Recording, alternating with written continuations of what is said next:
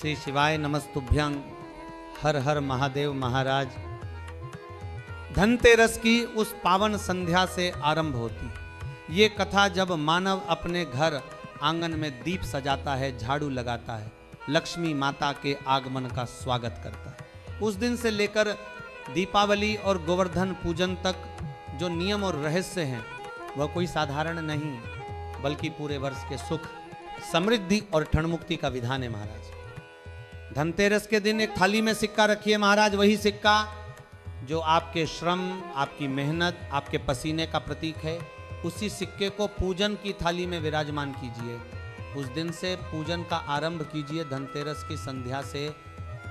फिर अगला दिन आता है रूप चौदस। उस दिन भी उसी थाली में पूजन करिए, रूप से, सुंदरता से, भक्ति से, श्रद्धा से दीपक प्रज्वलित करें, माता लक्ष्मी का नाम लें और भगवान धन्वंतरी का स्मरण करें जो स्वास्थ्य के देव हैं।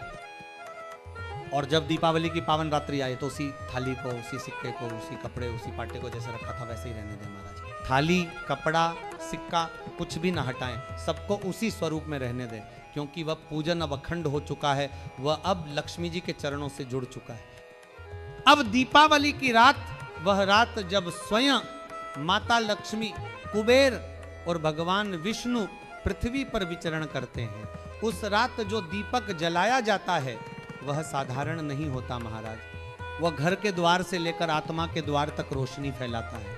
उस रात पूजन की थाली में कमल पुष्प रखिए, रोली, चावल, हल्दी, मोली, सुगंधित जल छिड़किए और माता से निवेदन करिए, हे माँ, जैसे तू विष्णु के हृदय में बसी है वैसे ही मेरे हृदय में बस जा, मेरे घर में बस जा। दीपावली की आरती के समय 5 दीपक जलाइए, एक माता के आगे, एक द्वार पर, एक तुलसी माता के पास, एक गोवर्धन पूजन के स्थान पर और एक घर के आंगन में। यह 5 दीप पंचतत्वों की प्रतीक है महाराज। फिर आता है दीपावली का दूसरा दिन, गोवर्धन पूजन का दिन, जिसे पड़वा भी कहा जाता है। यह दिन खजाने का दिन है महाराज, यह धन वृद्धि और समृद्धि का दिन है। इस दिन पूजन का विधान अत्यंत रहस्यमय है। शास्त्र कहता है जैसा धनतेरस के दिन रखा वैसा ही रहने दो, पाटे को मत हटाओ, कपड़ा मत मोड़ो, थाली मत बदलो, सब कुछ वैसा ही रहने दो जैसा था, क्योंकि लक्ष्मी जी वहीं विराजमान है। अब गोवर्धन पूजन के समय जब सूर्य अस्त हो जाए, प्रदोष काल में भगवान गोवर्धन नाथ जी का नाम लेकर माता लक्ष्मी का स्मरण कीजिए। 2 दीप लगाइए, पर अब की बार तेल के नहीं, घी के दीप लगेंगे महाराज। एक दीप माता के दाहिने हाथ पर और दूसरा बाएं हाथ पर। अखंड नहीं लगाना, थोड़ी देर के लिए ही लगाना है। उन्हीं दीपों से माता की आरती करिए, पूजन की थाली में रोली, चावल, हल्दी, मोली, पुष्प चढ़ाइए और फिर माता से निवेदन करिए, माँ, मैं तेरे ही भरोसे हूँ, तू कृपा करने वाली है, मेरे घर में सदा संपदा का वर्षा करती रहना। और जब गोवर्धन पूजन हो रहा हो महाराज, उस समय एक कथा स्मरण अवश्य करें। वह कथा जो गिरिराज पर्वत की महिमा का वर्णन करती है। जब त्रेता युग में भगवान राम सेतु बना रहे थे, तब श्री हनुमान जी महाराज कैलाश से गोवर्धन पर्वत उठाकर ला रहे थे। बीच रास्ते में मथुरा के समीप जतिपुरा स्थान पर हनुमान जी ने गोवर्धन पर्वत को कुछ क्षण रख दिया, परंतु जब दोबारा उठाने लगे तो पर्वत नहीं उठा। गोवर्धन नाथ जी बोले, वाह रे हनुमान, तू मुझे यहीं छोड़कर जा रहा है, अगर मुझे राम नहीं मिले तो मैं तुझे श्राप दूंगा। हनुमान जी बोले, रुक जरा महाराज, क्रोध मत कर, और सीधे भगवान राम के पास पहुंचे। प्रभु श्री राम ने कहा, गोवर्धन चिंता मत करो, अभी तुम मुझसे मिलने चले थे, पर द्वापर युग में स्वयं मैं कृष्ण रूप में तुम्हारे पास आऊंगा। और वही हुआ महाराज। द्वापर में श्री कृष्ण ने गोवर्धन पर्वत को उठाया, इंद्र के गर्भ को तोड़ा और गिरिराज की महिमा अमर कर दी। गोवर्धन पर्वत कोई एक नहीं है, 3 स्वरूप हैं उसके। पहला काशी में द्रोणार्थ, दूसरा चित्रकूट में कांतानाथ, तीसरा मथुरा में गोवर्धन नाथ। तीनों ही द्रोणागिरी के पुत्र हैं महाराज। द्रोणागिरी राजा के 3 बेटे हुए थे, द्रोणार्थ, कांतानाथ और गोवर्धन नाथ। एक पार्वती जी के तप के लिए काशी में रहा, दूसरा राम जी के विश्राम के लिए चित्रकूट में रहा, और तीसरा छोटा प्रिय पुत्र पुलस्त्य द्वारा लाया गया गोवर्धन नाथ। जब इसने जतिपुरा में पर्वत रखा तो वह वहीं स्थिर हो गया। और आज भी वही गिरिराज पर्वत 7 कोस की परिक्रमा में विराजमान है। महाराज, भारत में 3 पर्वत ऐसे हैं जिनकी पूर्ण परिक्रमा होती है, काशी का, चित्रकूट का और गोवर्धन का।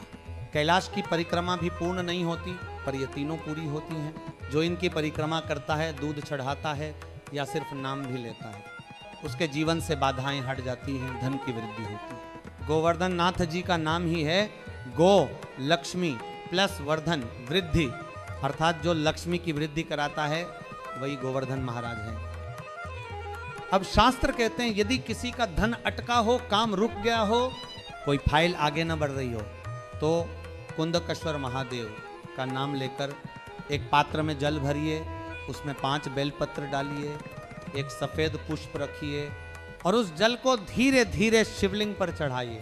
पर ध्यान रहे महाराज, इतना ऊंचाई से जल मत चढ़ाना कि छींटे अपने ऊपर आए, ये दोष माना गया है। शिव पर चढ़ाया गया जल जहाँ से बहता है उसे लांघा भी नहीं जाता, उसकी मर्यादा ही पूजा है। जब आप शिवलिंग पर जल या दूध अर्पित करते हैं तो थोड़ा समीप से, श्रद्धा से, भाव से चढ़ाइए, क्योंकि भगवान भाव से प्रसन्न होते हैं, प्रदर्शन से नहीं महाराज। जो व्यक्ति ये मर्यादा रखता है उसके कार्य सिद्ध होते हैं, जीवन में सुख आता है। और जब पुष्प चढ़ाएं तो फूल का मुख अपनी ओर नहीं होना चाहिए, भगवान को समर्पित चीज सदा भगवान की ओर होनी चाहिए। ये भी एक सूक्ष्म परंतु अत्यंत पवित्र नियम है।